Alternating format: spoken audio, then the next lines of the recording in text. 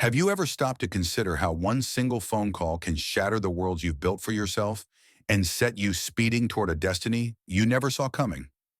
Marcus Bennett lived by his watch. Every minute behind the wheel of his rented sedan counted toward another dollar he could send his daughter June's way. He'd learned to navigate Queens' gridlocked streets before sunrise, juggle side gigs as a delivery driver, handyman, even a dog walker. Anything that kept the heat on and her braces affordable. At 38, he'd perfected the art of invisibility, blending into traffic, slipping between rush hour horns, delivering people safely without ever becoming part of their stories. But on the evening of October 12th, at precisely 6:42 p.m., a text message arrived that would rewrite his script. Arrive at 125 West 58th by 7 o'clock, black sedan, no questions. Those 6 words blinked on his phone like an ultimatum. Normally, Marcus would have ignored an order so vague. No client name, no rate, no guarantee of payment. But June's dentist appointment loomed at 9, and every moment hesitated in the balance between can and can't. He swallowed hard, dropped a 20 on the dashboard camera he'd just installed, and herded his beat-up Civic into the approaching night.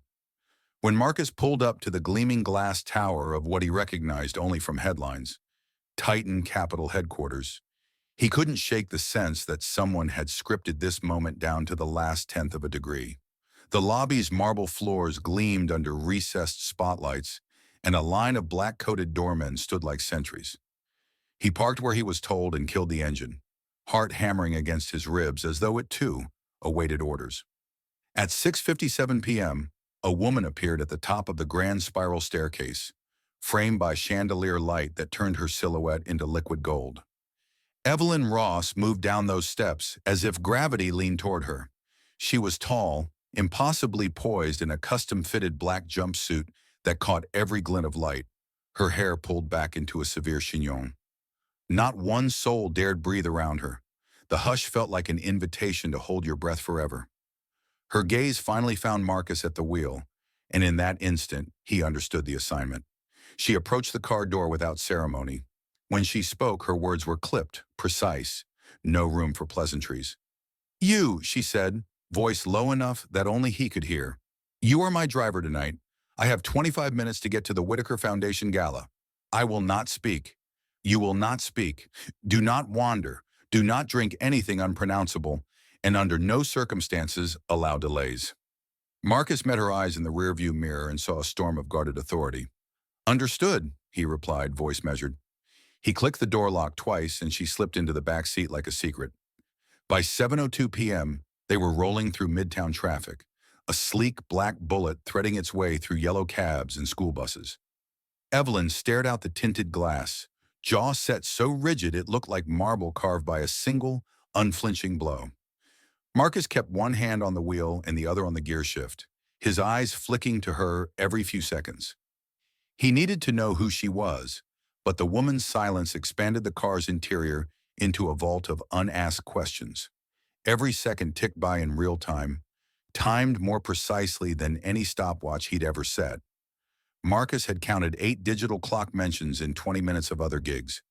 10:15 a.m., 8:45 p.m., 6 p.m. But tonight the stakes felt infinitely higher.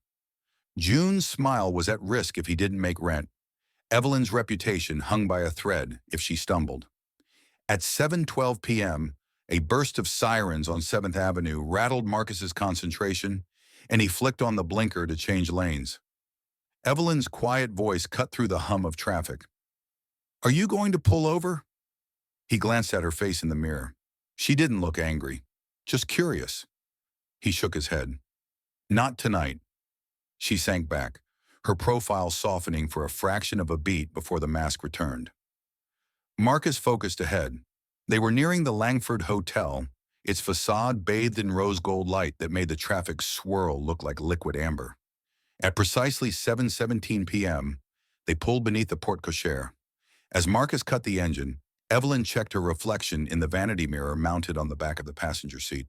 She reached into her clutch and retrieved an envelope, white, unmarked, then dropped it onto Marcus's lap. "Board packet," she said. "Review it for 10 minutes before we get out. You'll need context." Marcus took the envelope, fingertips brushing the smooth paper. It wasn't a typical driver assignment, but he'd never been typical. He opened the packet to find charts, annotated speaker notes, and bios of high-profile guests. Harlan Whitaker himself, the billionaire philanthropist, Jessica Monroe, whose family foundation funded medical research, and half a dozen venture capitalists who held Evelyn's future in their signatures. She placed her hand on the packet, her nails pristine crimson. "You have until 7:25, she said, voice taut. "After that, you drive me in. No more conversation until the gala's done." Then she closed her eyes as if steeling herself for battle. Marcus scanned the first 2 pages. Bullet points on projected donor yields, ROI formulas for social initiatives, risk assessments for reputational fallout. He was no corporate analyst, but he knew numbers when he saw them. As a kid, he'd balanced his own mother's checkbook when she worked overtime as a waitress. He'd learned that every figure concealed a human story, a promise or a peril. At 7:24 p.m., he slapped the envelope shut. Evelyn nodded. "Time," she said. He steered the car around the circular driveway and into valet's hands, keeping pace with a team of black town cars wrapping around the building like a convoy. Marcus opened the rear door for Evelyn and handed back her packet. Their fingers brushed for a heartbeat, a brief electric pulse, and then she was out, stepping onto the red carpet like a queen arriving at her coronation. The lobby was a cathedral of soft light and murmuring strings. Champagne towers glistened under crystal chandeliers, and guests in tuxedos and gowns drifted in clusters, exchanging perfect smiles. Marcus breathed in the scent of polished wood and expensive perfume. Evelyn paused, drawing a steadying breath as though inhaling confidence itself. A hush fell over the room when she entered the grand ballroom, velvet drapes framing a stage set for speeches and fundraising appeals. She walked with mechanical grace, 2 steps behind a senior partner who introduced her in a measured tone. "Ladies and gentlemen, please welcome Titan Capital's new CEO, Evelyn Ross." Polite applause echoed, but Marcus knew that under the surface every pair of eyes was calculating her worth, charting her resume bullets against her appearance, tallying her likability with their own agendas. He watched her smile, practiced but genuine enough to make the evening progress. At 7:38 p.m., the senior partner turned and said, "Mr. Bennett, would you please join us?" All eyes snapped to the driver standing by the orchestra pit. Marcus, confused yet oddly calm. Evelyn's partner raised an eyebrow and continued, "We'd like to hear from the man who prepared tonight's board packet." "Your insights, sir." Marcus felt a surge of adrenaline. He looked at Evelyn, whose eyes widened in silent alarm. Then he turned to the assembled crowd, venture capitalists, foundation members, donors who held the keys to Titan's next chapter, and spoke in a clear, steady voice. "Good evening, I'm Marcus Bennett. I'm not here to debate numbers. I'm here to ask, what happens if you invest millions in programs that treat communities like spreadsheets? Because true impact isn't measured by chart lines. It's measured by people's lives, their dignity, their opportunity to shape their own futures." A silence like a held breath stretched across the room. Even the violins paused mid-note. Evelyn stared at him, mouth slightly open. Then Harlan Whitaker leaned forward at his table, silver hair catching the light, and said, "Interesting proposition. Please go on." Marcus spoke another 90 seconds, about 40 words of unscripted truth, and then stepped back, heart racing, palms slick. Evelyn covered her mouth with a hand for a moment, then lifted her chin and led applause, rescuing him with formality. Guests burst into polite clapping, but the energy had shifted. Conversations across the room now crackled with new questions. As Marcus and Evelyn slipped from the ballroom into the corridor, she exhaled sharply. "What did you think you were doing?" He met her gaze without shame. "I was telling the truth." She squared her shoulders, voice trembling with something like admiration or fear. "You just turned my debut into a debate. The board will be furious." He unlocked the sedan and held the door. "Or they'll remember why they hired you." Silence settled between them like a verdict. Neither could know how irrevocably that moment would bind their fates. The gala's music drifted through the open door, a distant promise of applause and possibility. Outside, the city's lights gleamed. Marcus closed the door behind Evelyn and slid into the driver's seat, realizing that tonight was only the first turn in a journey neither of them could map alone. The sun hadn't yet claimed the sky when Marcus slipped into Titan Capital's glass-walled boardroom. Coffee in one hand and Evelyn's packet of community proposals in the other. Morning light poured through floor-to-ceiling windows, illuminating rows of empty chairs that would soon be filled with stony-faced executives. At 8:45 a.m., Evelyn swept in behind him, hair still damp from a rushed shower, blazer crisp, eyes sharper than the skyline beyond. She didn't acknowledge the sleepy faces turning toward her. She simply took her place at the head of the table and opened her laptop. Within 15 minutes, the boardroom hummed to life. Projected on the giant screen was the Eastbrook Center's budget, a modest line item compared to Titan's sprawling quarterly forecasts, but Evelyn's first real test. The 220 pages Marcus had studied in the sedan, staff salaries, site repairs, outreach metrics, now scrolled beneath her fingertips. She began, voice steady. We are here to discuss our social impact initiative for Q3. Our goal is not merely to write a check, but to build sustainable partnerships. From the back row, Andrew Sloan, the board's veteran ROI hawk, leaned forward. He'd already sent a text to half the room. Ready for another charity theater? He flicked a glance at Evelyn. Let's talk numbers. What's our projected return on these community grants? Evelyn hesitated for only a heartbeat. 15% donor growth, 3 pilot programs rolled out to completion, and an expected cost reduction of 10% by Q4 through local volunteer training. Her tone was crisp, rehearsed. Scribbles and data points appeared on screen. Yet as she spoke, Evelyn's eyes flicked to the far corner, where Marcus stood silently, coffee cup sweating in his palm. Andrew lifted a manicured eyebrow. 15% growth is optimistic. And how do you measure volunteer training as cost reduction? Evelyn drew in a breath. She glanced at Marcus, silent, stoic, and then back at Andrew. Because when community members learn to run programs themselves, operational overhead drops. Marcus has first-hand insights on how to integrate local talent. A ripple of surprise ran through the room. This was the first time Evelyn had publicly credited him. Sloan smirked. Your driver, Miss Ross? A consultant now? At the back, Marcus's jaw tightened. He took a measured step forward. With respect, these are not volunteer stunts.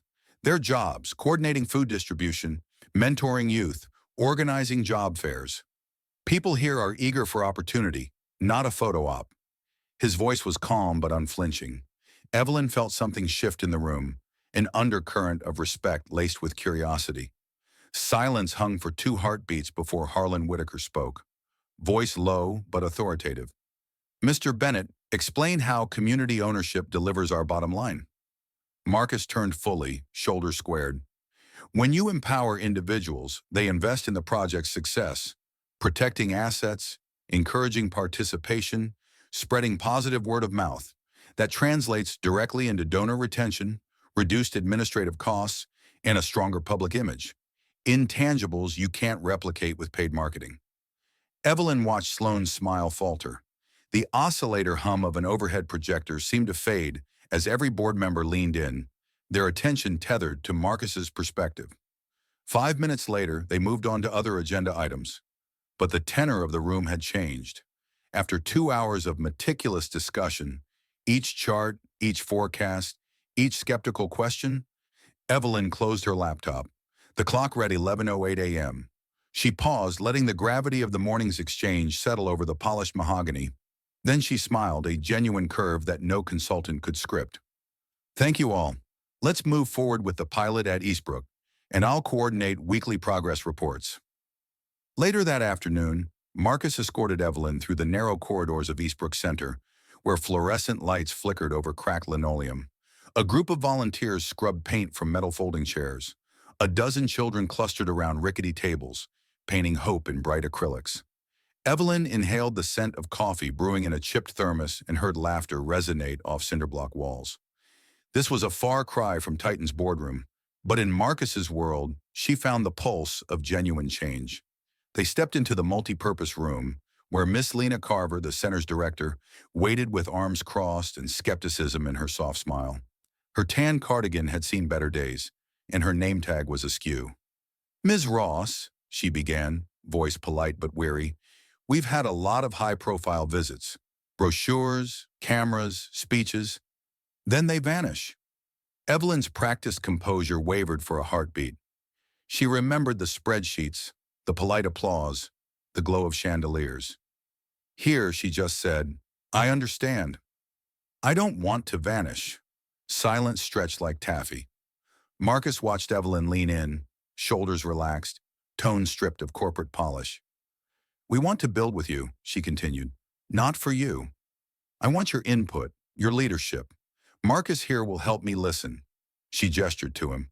Lena Carver's eyes flicked to Marcus, her guard lowering in slow motion.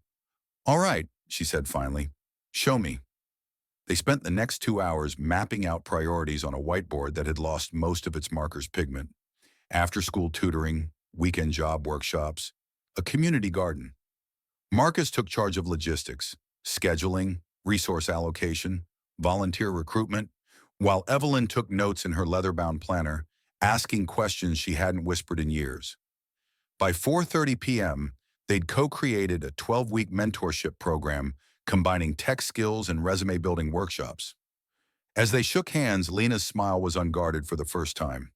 "I'll hold you to this," she said. Evelyn nodded, sincerity shining in her eyes. That evening, Evelyn found herself alone in her downtown loft, scrolling through emails. Reports from the board meeting, congratulatory notes from supportive members, and a terse memo from Andrew Sloan. Concerned about budget allocation, revisit pilot scope. She exhaled, slumping into her leather chair. The victory taste faded under Sloan's shadow. She glanced at the framed photograph of her father on the mantel, towering behind her as he consulted investors in a crisp three-piece suit. For decades, his empire had prospered on margins and metrics, not community rapport. Yet tonight, she realized she had taken a step into something beyond profit: trust. At 7:15 p.m., her phone buzzed with a message from Marcus.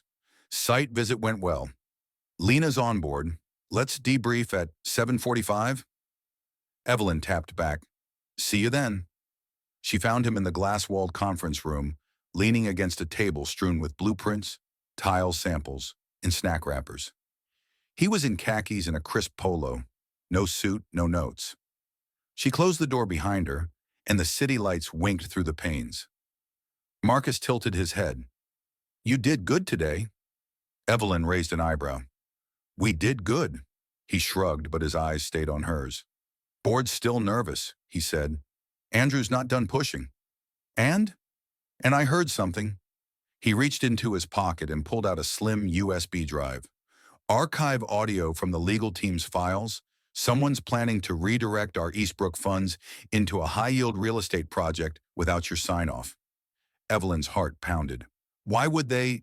Marcus cut her off. "Because it's faster money. Because they don't see the people here. They see line items. They've already drafted the amendment. They'll vote next week." Her chest tightened. She pictured the murals the kids painted. Lena's cautious hope. Marcus's steady belief in her vision. She inhaled, then exhaled, awakening the steel in her spine. "Then we stop it," she said. He nodded. "We do it together." They spent the next hour plotting a defense, drafting a board memo, exposing the scheme, gathering community testimonials, even planning an emergency meeting to confront Sloan directly. Every plan was laced with risk: career-ending if mishandled, reputation-shattering if leaked. Yet for the first time, Evelyn felt something she hadn't felt since she'd taken her father's mantle: authenticity. As midnight approached, they packed away the sheets of notes. Evelyn extended her hand. "Thank you for saving our initiative." Marcus met her gaze.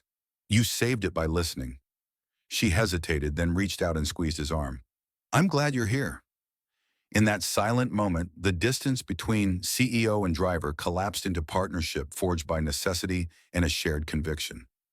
Outside, New York's skyline pulsed, every light a promise of what they could accomplish if they refused to let profit eclipse purpose. Their alliance, once a strategic arrangement, had become something more: a commitment to each other and to the communities they served. And neither would rest until every boardroom skeptic understood that real impact can't be expedited in an investor deck. It grows at the pace of human trust and collective determination. As they left the conference room, shoulders squared against the city's hum, both knew the hardest battles still lay ahead. But for the first time, they felt ready. Together. What does it take to turn a boardroom betrayal into a breakthrough that changes lives and hearts forever? Evelyn Ross checked the time. 8:03 a.m. on the morning of the emergency board meeting. The conference room doors loomed before her like two dark sentinels. Inside waited the entire Titan Capital board, gathered under false pretenses, some eager to watch her stumble, others bracing for a power play. Marcus Bennett stood quietly beside her, a single USB drive clutched in his hand. That drive contained the proof. Audio of Andrew Sloan and his private counsel conspiring to hijack the Eastbrook pilot for a quick real estate flip. Evelyn inhaled, feeling the weight of every expectations she'd carried since stepping into this role. Not just the legacy of her father's empire, but the promises she'd made to real people, children at Eastbrook, volunteers like Lena Carver, and families whose lives would change if Titan followed through. This was her moment, to choose profit or purpose, to uphold the dignity she'd discovered by listening. She walked in first, heels clicking against polished oak. Chairs shifted as eyes turned, some cold with anticipation, others skeptical. Andrew Sloan sat at the head of the table, arms crossed, lips curved in a faint smirk. He tapped his pen against the board packet. "I trust Ms. Ross has refined her presentation." Evelyn paused at the threshold. "Actually," she said, voice clear, "I have something different." Marcus stepped forward and plugged the USB drive into the conference room's media console. The overhead light dimmed, and Sloan's own voice filled the room. "We liquidate Eastbrook's budget, reallocate the funds into the new Claiborne project. She'll never notice the switch. By the time she does, the real estate returns will be locked in." A hush fell. Board members exchanged uneasy glances. Sloan's face drained of color. Evelyn pressed play on the transcript of his own words, accompanied by timestamps he couldn't deny. Every buffer, every pause, every conspiratorial laugh echoed louder than any slide deck he'd ever delivered. Evelyn let the recording finish. Then she looked directly at each member. "You were willing to steal from our community initiative for a faster ROI, without my approval. You gambled on short-term gain and risked the trust of those we promised to serve." Her tone was not angry. It was resolute. Marcus stood behind her, silent support radiating in the room. A single fingertip hovered above the pause button, a reminder that they controlled this narrative. Board members shifted uncomfortably. Sloan opened his mouth, but Evelyn raised a hand. "The question now is simple. Who stands with Titan's values, and who stands for quick profit?" Silence stretched. Then Harlan Whitaker, silver-haired and unflappable, spoke. "This is a betrayal of what this company represents." Judith Stone and Emerson Hale, two of the senior investors, nodded. One by one, they voiced their support for Evelyn's vision: transparency, integrity, and genuine community partnership. Sloan sat frozen, the last man standing against a tide of disapproval. Evelyn took a breath. Effective immediately, Andrew Sloan is relieved of his duties. The Eastbrook pilot remains fully funded, and we will expand it to 3 additional sites. Funded entirely by Titan Capital, no strings attached. Applause broke, soft at first, then gathering strength until the entire room echoed with the sound of conviction. Sloan stood, eyes blazing with betrayed arrogance, but he found no allies.